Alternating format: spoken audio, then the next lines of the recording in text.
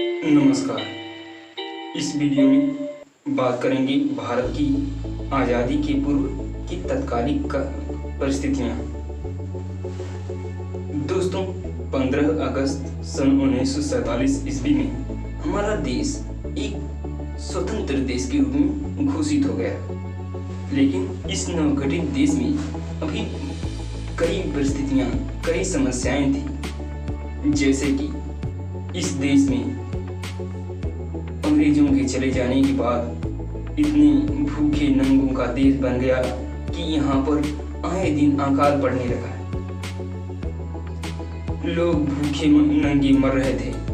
औपनिवेशिक सरकार ने अपने जितने भी यहाँ पर सरकारी फैक्ट्रियाँ थीं उसे भी स्थानांतरित करके वो यूरोप लेके चले गए, जिससे भारत में बेरोजगारी और अकाल इतने बढ़ने लगे। हमारी भारतीय जनता इतनी त्राहिमाम करने लगी कि इसे देखकर मेरे जितने भारतीय होंगे उनका कलेजा धर जाएगा।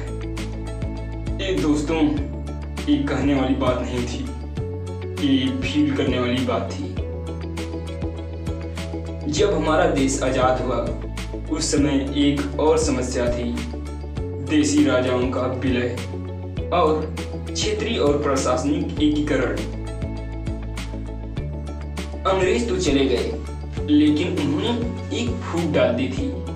उन्होंने हमारे जो देश की जनताओं में एक हिंदू मुस्लिम का भेद ठूस दिया था। उनकी मन मस्तिष्क पर इसका एक बहुत गहरा प्रभाव पड़ गया था। वे अब एक दूसरे से द्वेष करने लगे थे। हालत तो तब बिगड़ गई जब उन्होंने एक अलग राष्ट्र की मांग कर दी।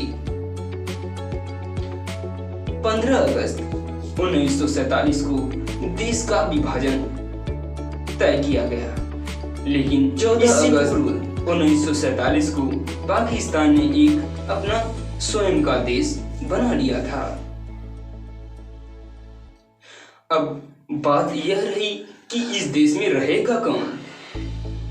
तो इसका जवाब यह निकल कर आया कि इसमें केवल एक ही जाति की और एक ही धर्म की यानी मुसलमान रहेंगे।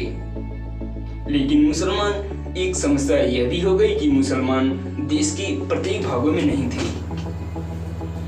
14 अगस्त 1947 ईस्वी को पाकिस्तान ने एक स्वतंत्र देश बना लिया, लेकिन इस देश में भी बहुत अकाल पड़ रहा था, क्योंकि यह एक अलग देश बन गया था और जहां पर एक नए रूप से एक सुसंगठित शासन की आवश्यकता थी, जो कि जिन्ना ने संभाली थी। जिन्ना को अपने देश का यानी पाकिस्तान का एक महान नेता माना जाता है। उन्होंने यह घोषणा कर दी कि पाकिस्तान एक मुसलमान देश बनेगा, लेकिन पाकिस्तान में भी बहुत सारे अल्पसंख्यक हिंदू थे। उन्होंने यानी जिन्ना ने पाकिस्तान वासी हिंदुओं को वहां से भगाना यानी पलायन करने पर मजबूर कर दिया, जिससे उनको भारत वापस आना पड़ा। बल्कि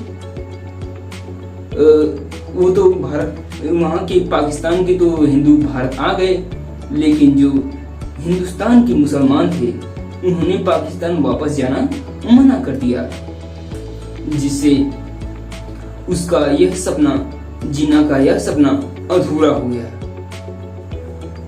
पाकिस्तान को दो हिस्सों में बांटा गया था, एक पूर्वी पाकिस्तान, एक पश्चिमी पाकिस्तान। पूर्वी पाकिस्तान में हमारा बांग्लादेश आता था, जो कि पूर्ण रूप से मुसलमान देश नहीं था। उसमें भी बहुत सारे हिंदू थे।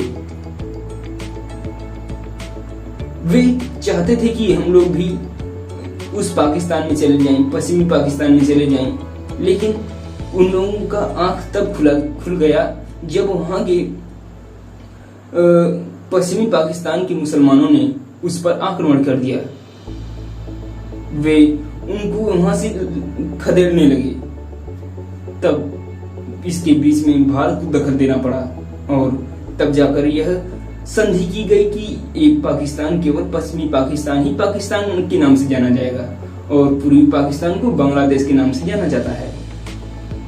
अब तो ये रही बंटवारे की बात। इसके बाद आते हैं भारत की। इस नव गठित भारत राज्य में बहुत सारी समस्याएं थी, जैसे कि प्रशासनिक समस्याएं, कृषि की समस्याएं, बेरोजगारी की समस्याएं, अकाल, भूखमरी।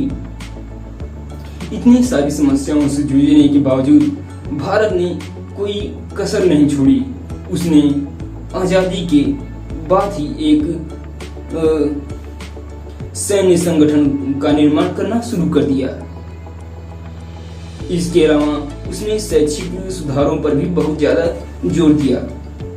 इसने प्रशासनिक सेवा से जुड़े मामलों के लिए कई राज्यों में उनका स्वयं का हाई कोर्ट, सुप्रीम कोर्ट और प्रशासनिक जिला स्तर में कई प्रकार के विद्यालय और विश्वविद्यालय खुलवाए ताकि बच्चे वहां पर पढ़ सके।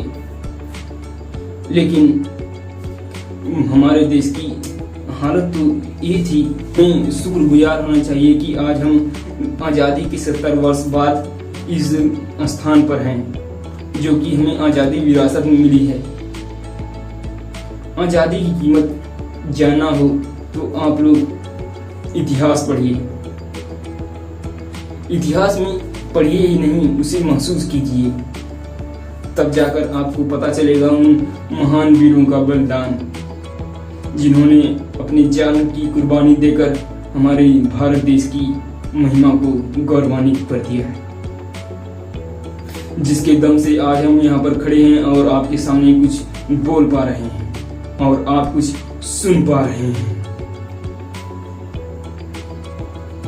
ये सुनने में तो बहुत सामान्य लग रहा होगा, लेकिन ये इतनी गंभीर बातें हैं कि जो इसे महसूस करे उसका कलेजा काट उठे। दोस्तों, आज के मैं उस नौजवान युवाओं से, भाइयों, बंधुओं, बहनियों, भाइयों से कहना चाहता हूं, आप लोग स्मार्टफोन आप सभी के हाथ में होगा। क्या आप लोग इस देशभक्ति से कुछ प्रेरित हुए हैं? यदि हुए हैं तो इस देशभक्ति को अपने दिल में उतारिए और शेयर करके दिखाइए इस वीडियो को। तब जाकर उन महान वीरों का बलिदान व्यर्थ नहीं जा पाएगा और उसमें आप लोगों का भी कुछ योगदान होगा। अब बात करते हैं, ये हमारा देश स्वतंत्र तो हो गया, इसके बाद अब आते हैं सीमाओं की निर्धारण पर। पाकिस्तान ने एक घोषणा कर दी कि मेरी सीमा पूरे पंजाब से होते हुए गुजरात तक जाएगी, लेकिन इसका निर्धारण कुछ सटीक नहीं हो पा रहा था। तो इसके लिए यूरोप के संसद ने एक प्रस्ताव पारित किया जिसमें सर सिरिल रेडक्लिफ को 3 जून सन 1947 में एक प्रस्ताव भेजा गया, जिसमें उनको कहा गया कि आप इस सीमा रेखा का निर्धारण कीजिए। लेकिन सिरिल रेडक्लिफ जो कि कुछ जानकार नहीं थे, कुछ वहां के लोगों की परिचित नहीं थे, उन्होंने उस क्षेत्र के बारे में इतनी जानकारी नहीं थी, इसलिए उन्होंने एक काम किया क्या उन्होंने जितने भी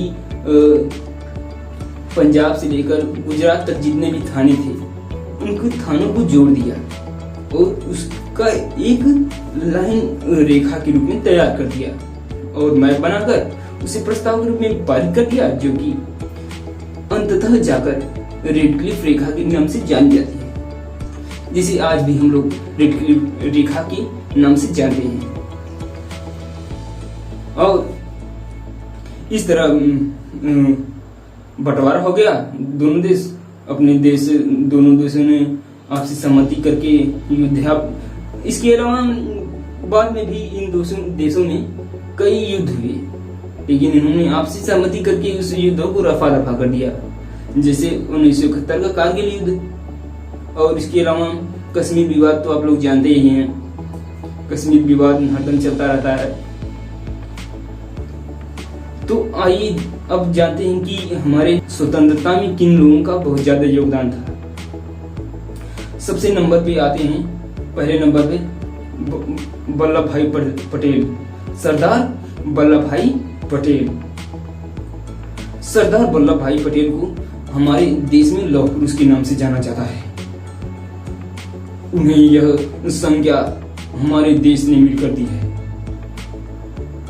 क्योंकि उन्होंने इस देश को, इस बिखरे हुए देश को, इस टूटे हुए कई भागों में खंडित देश को एक कर दिया। यदि वो नहीं होते तो ये देश आज भारत नहीं होता। उन्होंने जूनागढ़ के नवाब को भी, जो कि वो जा रहे थे पाकिस्तान में विलय करने के लिए, हमारे जो सरदार वल्लभ भाई पटेल हैं, उन्होंने उनको एक प्रस्ताव भेजा कि आप इस बीच देश से, हैदराबाद से आप वहां कैसे जा पाएंगे, ये तो आपको जाने में भी परेशानी होगी। तो जूनागढ़ के नवाब ने ये कहा कि मैं हैदराबाद को एक नया देश क्यों न बना दूं। उन्होंने हैदराबाद के नवाब का मानना था कि हैदराबाद एक देश बन जाए, लेकिन मेरे सरदार वल्लभ भाई पटेल भी कम नहीं थे। उन्होंने ठान लिया था कि नहीं, मुझे खंडित भारत तो कतई नहीं चाहिए, मुझे एक गठित संगठित भारत चाहिए। उन्होंने इसके लिए एकदम पुरजोर मेहनत की और जाकर एक गठित भारत का निर्माण किया। तो इस तरह सरदार वल्लभ भाई पटेल ने एक अविस्मरणीय योगदान दिया। दूसरे नंबर पर आते हैं महात्मा गांधी।